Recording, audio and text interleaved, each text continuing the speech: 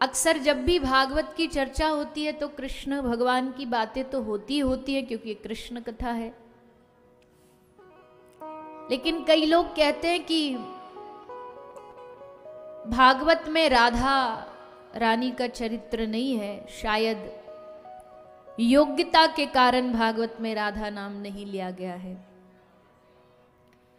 पर एक बात सबको समझ लेनी चाहिए कि भागवत में राधा नाम हो न हो, पर राधा रानी में भागवत है। वेद में राधा रानी का नाम हो न हो, पर राधा रानी में वेद समाये हुए हैं। कृष्णेन आराध्यते इति राधा। राधा कौन है? कृष्ण जिनकी आराधना करते हैं वो श्री राधा कहलाती है। कहते हैं एक बार अब सब लोग, सारी दुनिया कृष्ण को भजती है, बैठ के उनका ध्यान करती है, उनका चिंतन करती है।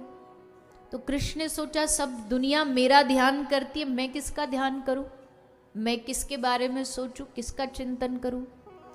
तो ऐसा भाव जब उन्होंने रखा तो उनकी आह्लादनी शक्ति श्री राधा रानी प्रकट हुई।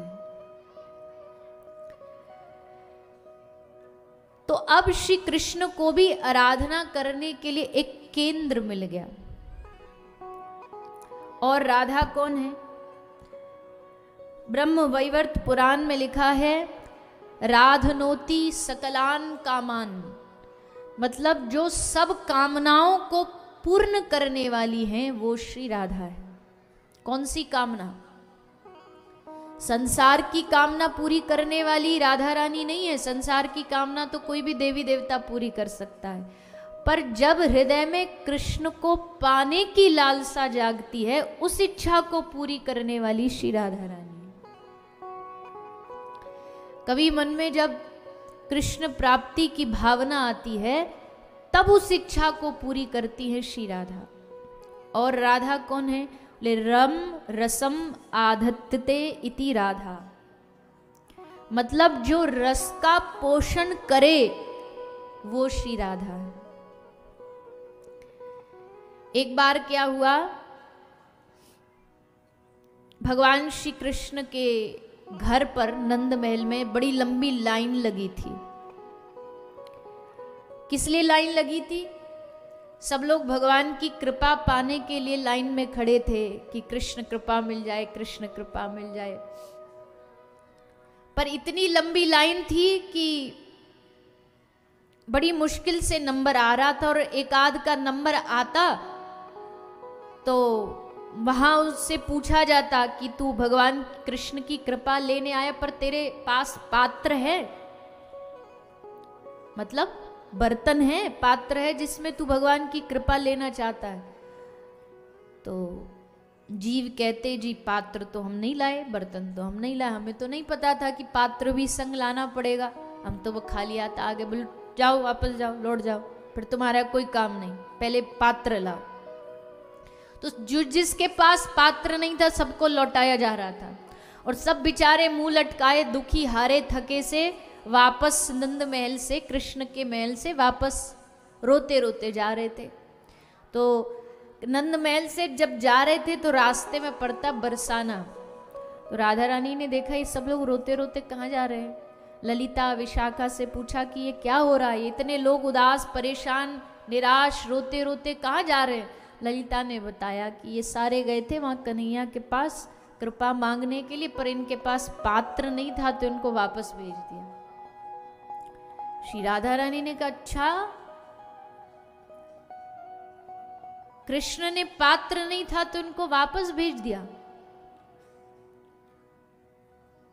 हाँ। तो राधा रानी ने कहा ठीक है। सब सखियों को बुलाया और सब सखियों से कहा, जितनों को भी नंदगांव से वापस भेजा जा रहा है, नंद महल से, जिनके पास पात्र इनको मेरे पास लेकर के आओ। बोले आप क्या करोगी? राधा रानी कहती है मैं उनको पात्र दूंगी। पात्र दूंगी मतलब पात्रता दूंगी, योग्यता दूंगी, मैं उनको इस योग्य बनाऊंगी कि उनको कृष्ण की कृपा प्राप्त हो सके। तो उधर नंद महल में कृष्ण कृपा बांटी जा रही थी, और उस कृष्ण कृपा को पाने का जो पात्र था, जो योग्यता है, वो देने वाली कौन है? बोलो ना, कौन है? श्री राधा रानी। श्री राधा रानी पात्रता देती है, योग्यता देती है, इस योग्य बनाती हैं कि तुम कृष्ण के सामने जाके खड़े हो पाओ। ये पात्रता और दुनिया में कहीं से नहीं मिल सकती है। जब सब दुनिया से व्यक्ति हार जाए ना, जब उसे लगे कि अब तो कृष्ण भी नहीं सुन रहे, क्योंकि कृष्ण इतनी आसानी से सुनने वालों में से नहीं है, तो उस समय जीव रोता रोता श्री राधा रानी के पास जाता है और राधा रानी से कहता है कि हे स्वामिनी जी, आप नहीं कृपा करेंगी तो फिर कौन कृपा करेगा? कृष्ण जब कृपा करते हैं तो योग्यता अयोग्यता देखते हैं, पर राधा रानी जब कृपा करती हैं तो योग्यता अयोग्यता नहीं देखती, गुण और अवगुण नहीं देखती। जो एक बार उनकी शरण में आ जाए उसको सदा सदा के लिए, श्री कृष्ण कहते एक बार जो राधा बोल देना, पुनरपि जननम पुनरपि मरणम पुनरपि जननी जठरे शयनम, एक बार श्री राधा नाम का गुणगान करने से केवल उसके पाप और पुण्य खत्म नहीं होते, शास्त्र कहते उसके पाप और पुण्य का पूरा रजिस्टरी फाड़ के फेंक दिया जाता है कि अब इसके जीवन में पिछला जो घटा सो घटा उसको हटा दो, आगे जो आने वाला है बोले वो भी, उसको भी लिखने की आवश्यकता नहीं। क्यों? क्योंकि ये श्री राधा रानी की इसने शरण ग्रहण करी है।